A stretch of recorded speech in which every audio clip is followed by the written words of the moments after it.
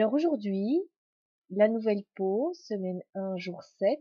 Bravo à vous, vous avez tenu jusque-là. Si vous m'écoutez toujours, c'est que la colle a pris. Chouette, chouette, chouette. Alors on continue à travailler ensemble.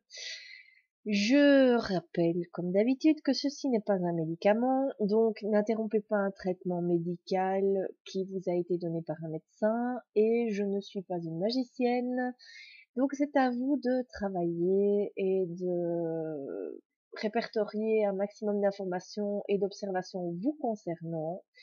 Le travail reste personnel et privé, je ne demanderai pas de copie, donc soyez honnête avec vous-même, jouez le jeu, c'est pour vous rendre service. Moi, je n'ai rien à gagner. Par contre, vous, oui.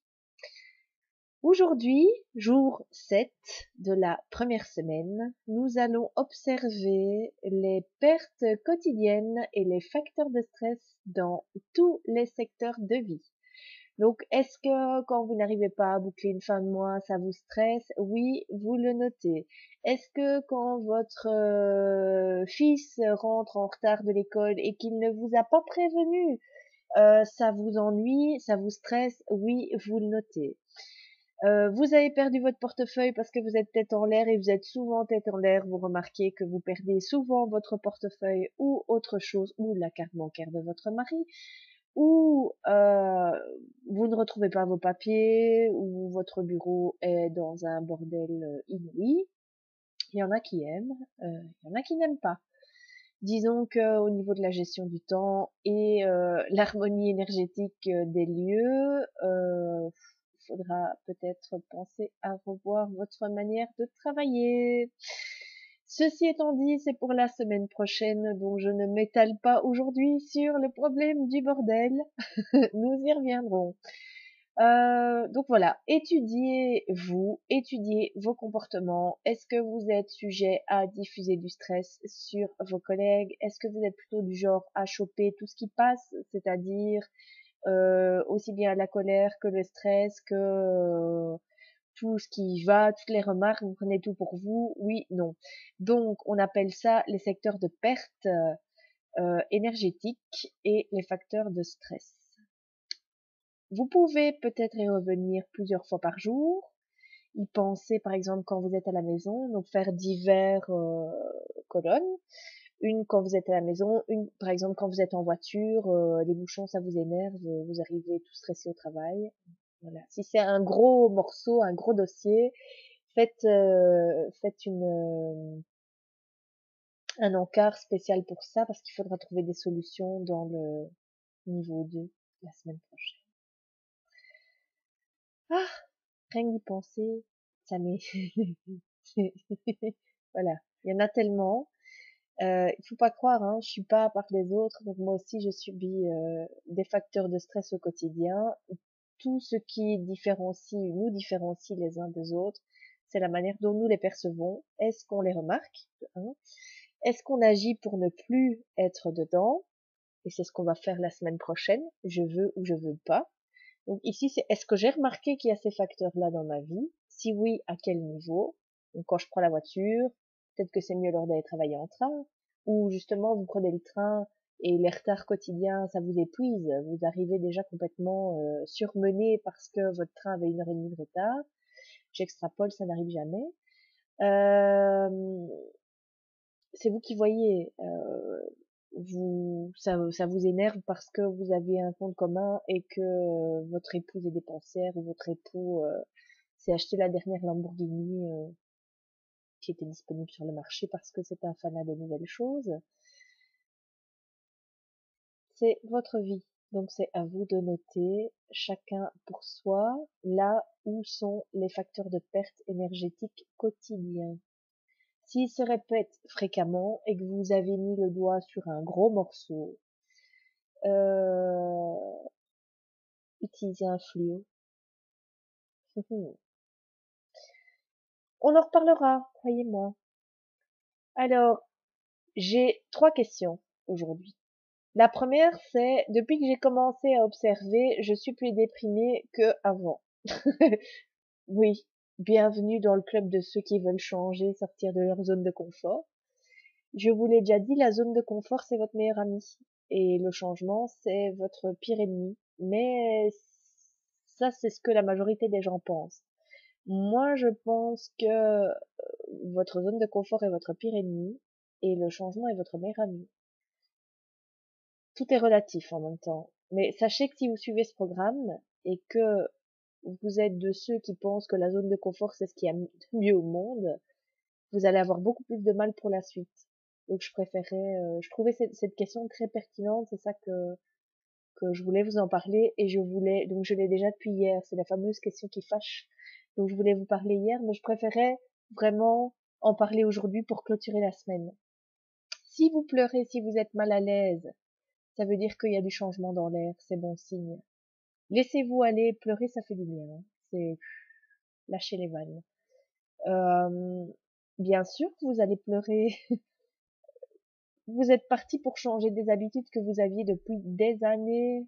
Donc, enfin, il y en a, c'est des mois, des semaines, mais il y en a, c'est des années. Donc, c'est ancré en vous, même parfois depuis votre enfance. Ce sont des comportements qu'on vous a imposés par le système, la société, etc., dans laquelle on vit, qui ne vous conviennent absolument pas.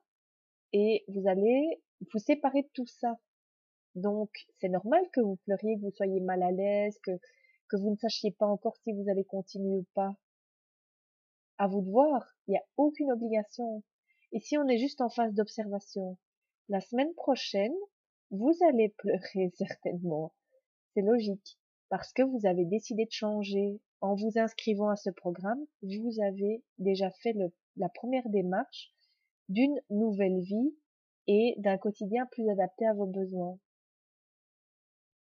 J'espère avoir répondu à la question et ne pas avoir démotivé trop de gens. Vous pouvez également me contacter donc via votre mail hebdomadaire à ce sujet, euh, parce que si vous êtes vraiment trop démotivé, c'est qu'il y a peut-être autre chose à faire avant d'entreprendre un coaching pour une évolution personnelle. J'entends par là peut-être une cure de remise en forme ou peu importe, mais peut-être un diagnostic médical autre que celui que vous avez maintenant, ou si vous n'en avez pas un diagnostic médical, point. Euh, Tout est possible, hein. À partir du moment où c'est votre souhait de changer, il faut vous attendre à ce que tout n'aille pas ou plus comme c'était avant. Changer, vous ne pouvez pas changer et garder vos habitudes. Il y en a des très bonnes qu'on va garder, c'est celles qui rentreront dans le je veux garder ça. Et peut-être que d'ici un an ou deux, vous allez vous rendre compte que vous ne voulez plus du tout garder ça non plus. Donc, on va travailler, je vais vous apprendre à travailler au jour le jour. Donc, ce qui vous convient aujourd'hui peut très bien ne plus vous convenir demain. Évolution, changement, nouvelle vie, c'est ça aussi. Alors, question numéro 2. Quelqu'un m'a demandé, oui, mais qu'attendez-vous de nous? Moi, rien. Moi, rien. Mais par contre, je vous retourne la question. Qu'attendez-vous de vous?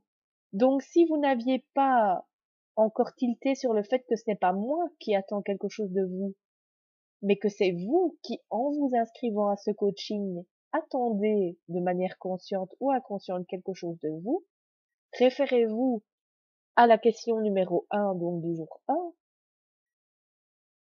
Pourquoi êtes-vous là? Pourquoi suivez-vous ce programme? C'est vous qui avez cette réponse, c'est pas moi. On m'a également fait remarquer que je m'étais plantée dans un sous-titre. Donc la vidéo 4 est sous-titrée jour 5. Je m'excuse, je ne vais pas le changer. Mais je m'excuse quand même. J'ai été trop vite en besogne et j'étais déjà motivée d'arriver au jour 5 et voilà. Et donc la vidéo jour 4 porte la mention jour 5 dans le libellé d'introduction. Mea culpa. Et la troisième question, qui est très pertinente. Je ne sais pas si je vais répondre en entier, mais je vais toutefois formuler un début de réponse.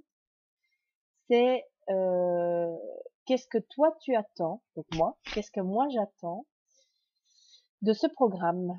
Donc pourquoi est-ce que moi j'ai décidé de créer ce programme pour vous? Alors il faut savoir que ce programme je ne l'ai pas composé pour vous, mais pour moi. et que j'ai décidé de le partager parce qu'il avait été fortement efficace.